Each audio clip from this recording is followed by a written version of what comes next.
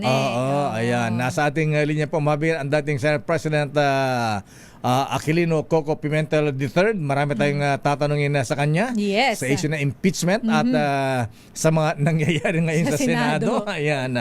Senator Coco Pimentel, sir, magandang umaga po. Maayong buntag. Naimbag na bigat. May buntag, Deo, and sino kasama natin, Deo? Sister L, Senator, sir. Sister L, yes. Good morning. Good morning, May pagnabigat. Sen. Ayan. May buntag sa kanan. Ito yung Ilocanong Bisaya din ito eh. ang kanito, taga-Batak ang mga ito eh. Ayan, Batak, Ilocos Norte na napunta ng Cagayan de Oro. Anyway, Senator Alan, Alan tuloy. Bakit si Senator Alan? Senator Coco, sir, ayan. Kayo po ay marami nang napanood na pangyayari sa Senado. Ayan, marami kang itatanong sa inyo. Pero eto muna, ha? Abay, pwede ba yun? Ano ang mangyayari kapag nag-resign po ang VP Inday Sara Duterte Carpio? Paano po ang mangyayari sa kanyang impeachment case? Ano ang mangyayari sa impeachment trial, Senator, sir? Kung mag-resign siya ngayon, Opo. ngayon na file na. Yes, Opo. oo. At sa tingin ko hindi niya masisave ang sarili niya kasi Bakit? umpisa na yung accountability process kasi ito eh. Oo. Ang purpose kasi ng impeachment hindi lamang tanggalin sa pwesto yung nakaupong mataas na opisyalis ng gobyerno, may kasamang penalty pa rin ito eh. May additional penalty. Tanggal ka sa gobyerno, hindi ka na pwedeng humawak ng anupang posisyon sa gobyerno. 'Di ba? Tama naman 'yun, 'di ba? Kasi Opo. tinanggal ka na nga, mataas ka na, tinanggal ka. Ang sabi na dapat may automatic sa decision 'yun na hindi ka na rin pwede bumalik sa gobyerno, mataas man o mababa man na posisyon. Hindi na pwede. So, para... Ngayon, kung ngayon na nag-umpisa na, nag-umpisa na kasi sa korte, Opo. gumugulong na po yung proseso ng accountability, hindi na pwedeng maikyas yan, maikyas o maiwasan na just by the convenient act of resigning. Sana kung nag-resign siya ng mas maaga-aga, wala, tapos na sa house pa lang, stop na sila. Hindi na nila tinuloy yung investigation nila kasi nag-resign na. At walang perpetual disqualification na kasamang penalty. Kasi hindi umabot sa impeachment court. Oo. Ngayon, pero hindi ko pa rin sinasabi na yun ang mangyayari kasi pwede pa rin ang desisyon ng impeachment court ay not guilty. Ayun. Pag ang desisyon ng impeachment court, kahit na nag-resign, kunyari, ganito senaryo natin. Yes, sir. Nasa impeachment court na yung kaso, nag-resign na yung impeached official.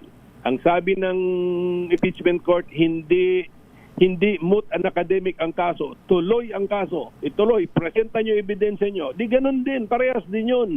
Parang nandun lang din yung impeached official. Pero pagdating sa dulo, pwede pa rin siyang not guilty. So kung not guilty siya, hindi lamang na hindi siya persahang aalisin sa posisyon, although let us say nag-resign na siya, pero wala yung kasamang penalty na hindi ka na pwedeng bumalik sa gobyerno. Pwede ka pang bumalik sa gobyerno kasi not guilty ka eh. Kasi ganito yung hinambi natin kay Mercedes Gutierrez, Senator Pimentel, sir.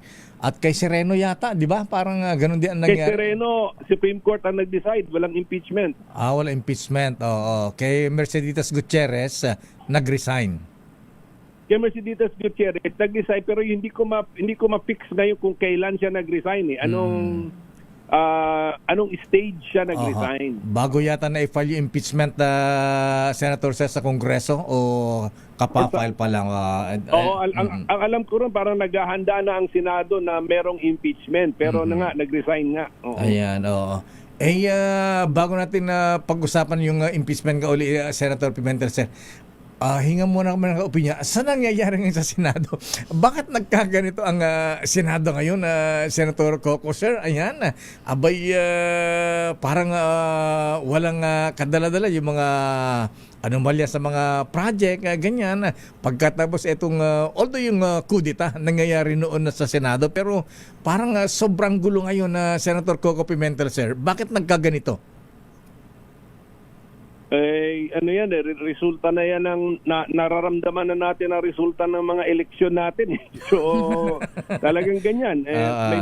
May mga mandato yung tao, mga senador natin, may mga mandato yan, galing sa taong bayan. So, taong bayan na lang siguro po mag-review sa sarili nilang mga binibigay na mandato. Bakit ganyan? Tapos actually, ang napansin kasi natin yung mga controls sa gobyerno na nabaliwala eh. Like, Mga batas natin sa bidding, ang ganda naman ng pagkasulat, pero pagdating sa implementasyon parang laro lang eh. Basta magkikindatan lang ng mga decision makers o may kasabuatan sila, so nababaliwala ang mga controls, ang tawag diyan control eh. Tapos may taga-check pa tayo diyan, dapat andyan pa ang COA o dapat so andyan din tapos andyan ang ombudsman. So ito at least bago na itong ombudsman natin, so mas bata-bata, tignan natin ang kanyang energy level. So at saka well anyway, may na-expose na ito, tapos meron namang undergoing trial na, meron ng deprived of liberty. Sana magkaroon ng deterrent effect ito sa future. Pero ang bottom line dito, kung ano yung nakasulat sa batas kasi, sundin natin to the letter. Hindi yan, merong mga mandatory requirements dyan. Dapat sundin na ng mga nag-i-implement. Kasi yung nasa puso dapat ng mga nag-i-implement, gusto nila public service, hindi yung pumasok ng gobyerno para lang tumira ng project. Ayan, di ba, can we not bend the law? Sabi ni Senator Erwin. Duralex sed lex, sabi ninyo mga abogado. Ayan. Nawala si Senator. Yes, dito. Follow the law tayo, especially may mga mandatory requirements diyan, may mga words na must, shall, mga ganun. Sundin natin 'yun. Ayan. Balikan natin, sir, itong issue ng impeachment. So, paano naman po pagka hindi humarap ang Vice Presidente sa impeachment trial? Ano po ang mangyayari, Senator Coco, sir? Okay lang 'yun, no effect 'yun. Hindi naman ine-expect ng court na may full cooperation dun sa impeach official. Siyempre pwedeng maging defiant, no? Palaban yung impeach official. Pwede niyang hindi i-recognize ang impeachment court. Posible 'yan. So pero hindi maapektuhan ang proseso, hindi maapektuhan ang authority, ang jurisdiction, hindi rin maapektuhan ang epekto ng decision, ng final decision. Pero siyempre, ang sa proseso natin na demokrasya, na civilized society tayo, ine-expect natin na, kasi yung mga ini-impeach, mga matataas yan na opisyalis ng gobyerno eh. Opo. So, ine-expect natin na yung impeached official ay mag-cooperate din sa proseso. Pero hindi natin ine-expect na magsusurrender yan. Lalaban yan, siyempre. Kaya nga korte yung may pagka-korte yung sistema eh. Adversarial eh. So lalabanan niya yung charges laban sa kanya. So expected na po lahat 'yan.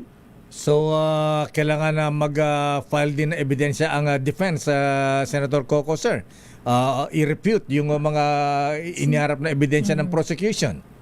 Yes, pero mauna muna si prosecution. Tignan muna natin. Sabi na ang depensa, ganun muna. Tignan muna namin ang ebidensya ng prosecution. Actually, hindi automatic 'yun na lahat ng mga present sa House of Representatives.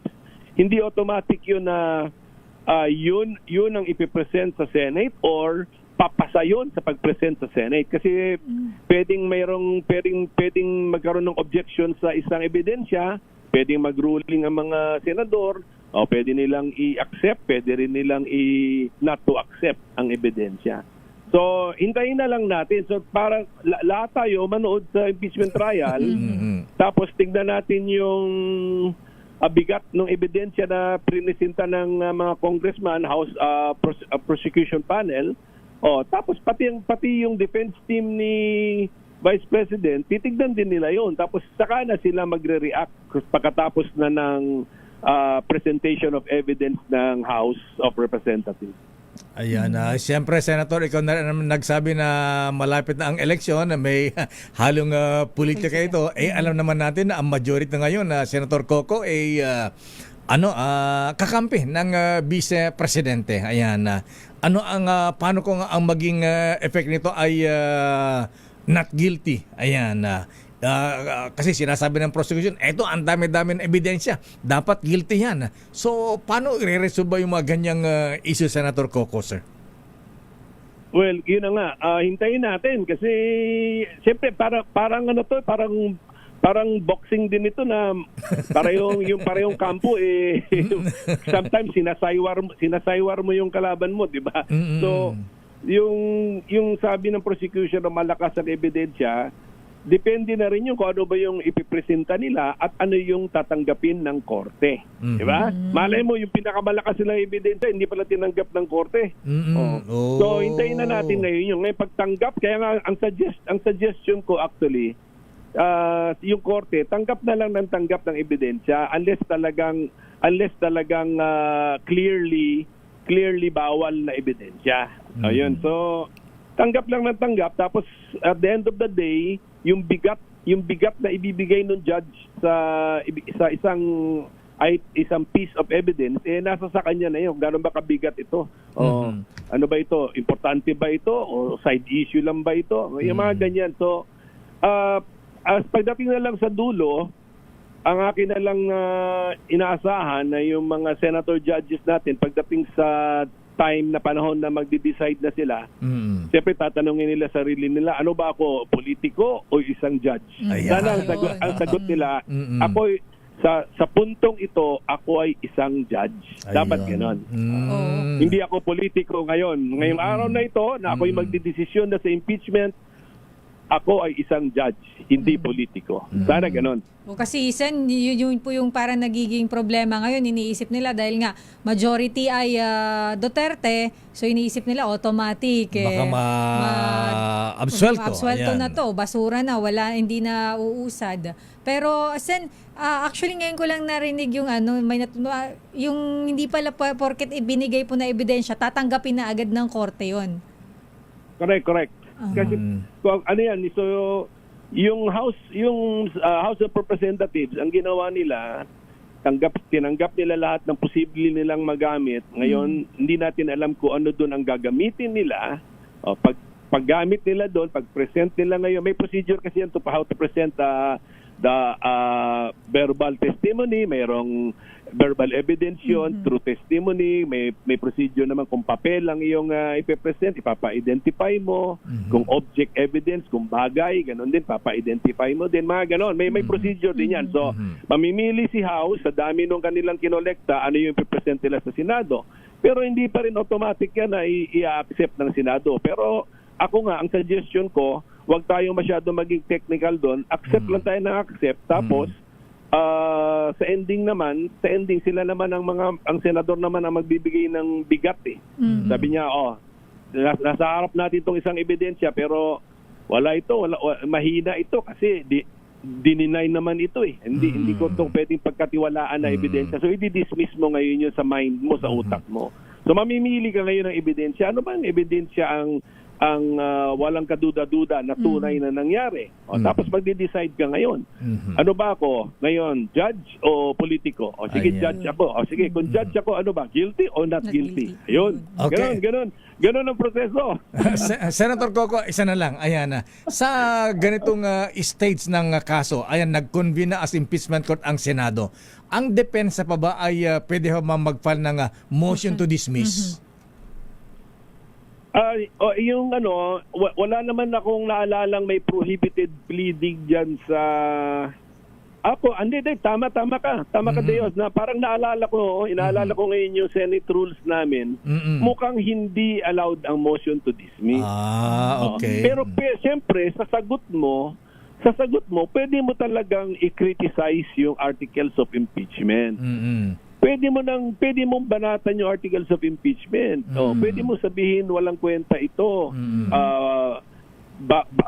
ano lang ito, basura lang ito, papel lang ito na dapat dinerecho na sa basurahan. Mga ganun, pwede. Siyempre ganun ang mga argument ng lawyer. Hindi natin pwedeng limitahan ang pwedeng i-argue ng mga abogado. Except that yung caption, yung heading ng papel na yon, I think answer. Answer ata ang tawag doon, answer. So maglagay na lang siya ng grounds niya at ng motion to dismiss doon sa answer. Pwede yon. That is allowed. So hindi na pwedeng ibasura yung articles of impeachment, Senator Sir. Oo, correct. Ayan.